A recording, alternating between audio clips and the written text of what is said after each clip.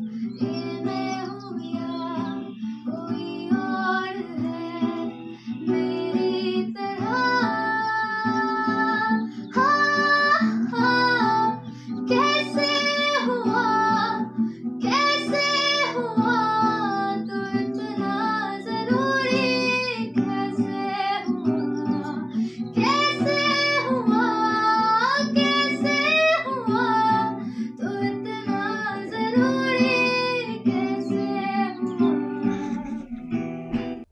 করিমগঞ্জ মহাবিদ্যালয়ের ছাত্রী রূপালীর কণ্ঠের গান ভাইরাল নেট পাড়ায়। জাকালো সংবর্ধনা প্রদান এআইএসএফ ছাত্র সংগঠনের। ঠিক যেন কোনো এক গায়িকার কণ্ঠের কণ্ঠস্বর।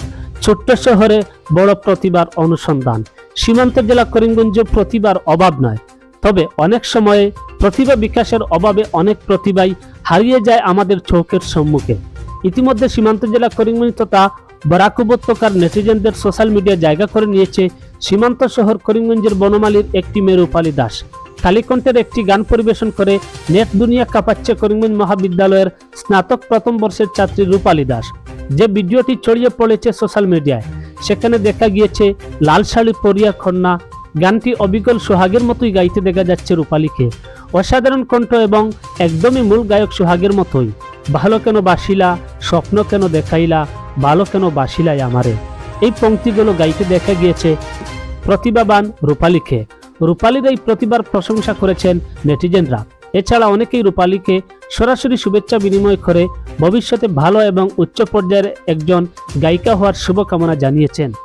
এ নিয়ে সীমান্ত শহর করিমগঞ্জের বনমালীতে অবস্থিত রূপালীর বাসগৃহে গিয়ে তার প্রতিভার সম্মান জানিয়ে তাকে সংবর্ধনা প্রদান করে বামপন্থী ছাত্র সংগঠন এআইএসএফ এর করিমগঞ্জ জেলা কমিটি।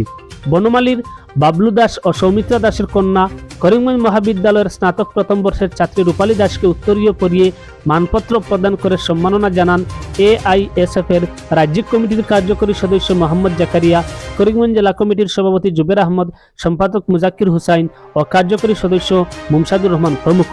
তারা রূপালীকে সংবর্ধনা প্রদান করে তার কণ্ঠের প্রশংসা করে ভবিষ্যতে এই ছোট্ট শহরের বড় একজন গায়িকা হওয়ার আশা ব্যক্ত করেছেন। Bureau report, Barak 10 TV Bangla. All India student federation AISF এর পক্ষ থেকে, এআইএসএফ করিমগঞ্জ জেলা কমিটির পক্ষ থেকে আজকে আমরা রূপালী দাসের বাসায় এসেছি। আপনারা সবাই জানেন রূপালী দাস করিমগঞ্জ কলেজের ছাত্রী। উনি গান গেয়েছিলেন, গানগুলো অত্যন্ত জড়গতিতে শেয়ার হয়েছে, জড়গতিতে ভাইরাল হয়েছে। অনেক মানুষ, লক্ষ লক্ষ মানুষ এই গানগুলো ইতিমধ্যে দেখেছেন। যেই গানগুলো ইতিমধ্যে সমস্ত বরাক ব্যাপী বা সমস্ত রাজ্য ব্যাপী, সেগুলো একটা রাজ্যব্যাপী একটা আলোচনার কারণ হয়ে উঠেছে ইতিমধ্যে। এবং ইতিমধ্যে রাজ্যিক স্তরীয় কিছু বিভিন্ন সংবাদ মাধ্যম রূপালী দাসের বাসায় এসে ওনার প্রতিক্রিয়া নিয়েছেন। তো আমরা ওনাকে শুধুমাত্র আগ্রহ দেওয়ার জন্য, উৎসাহিত করার জন্য আমরা আজকে ওনার বাসায় এসেছি। সামান্য আমাদের পক্ষ থেকে সামান্য কিছু দিয়ে ওনাকে আমরা আগ্রহিত করছি, উৎসাহিত করছি। এজন্যই যে আমাদের এই সীমান্ত শহর করিমগঞ্জে অনেক বড় বড় প্রতিভা আছে, কিন্তু সঠিক সুবিধার না থাকার কারণে সেই প্রতিভাগুলো প্রকাশ পায় না। কিন্তু উনি যে ওনার নিজের থেকে যেই এগুলো গান গেয়ে ওনার যে প্রতিভাগুলো প্রকাশ করেছেন, সেজন্য আমরা আনন্দিত যে আমাদের এই শহরের নাম উজ্জ্বল হয়েছে। এবং আমরা আশা করি উনি ভবিষ্যতে আরও এগিয়ে যাবেন। ওনার প্রতি সেই শুভকামনা থাকবো। এবং এগিয়ে যেতে সেই ক্ষেত্রে যতটুকু সাহায্য সহযোগিতার প্রয়োজন হয়, আমরা এআইএসএফের পক্ষ থেকে সবসময় ওনার পাশে থাকবো। এবং ওনাকে আমরা এআইএসএফের পক্ষ থেকে অনেক অনেক শুভকামনা এবং অভিনন্দন জানাচ্ছি।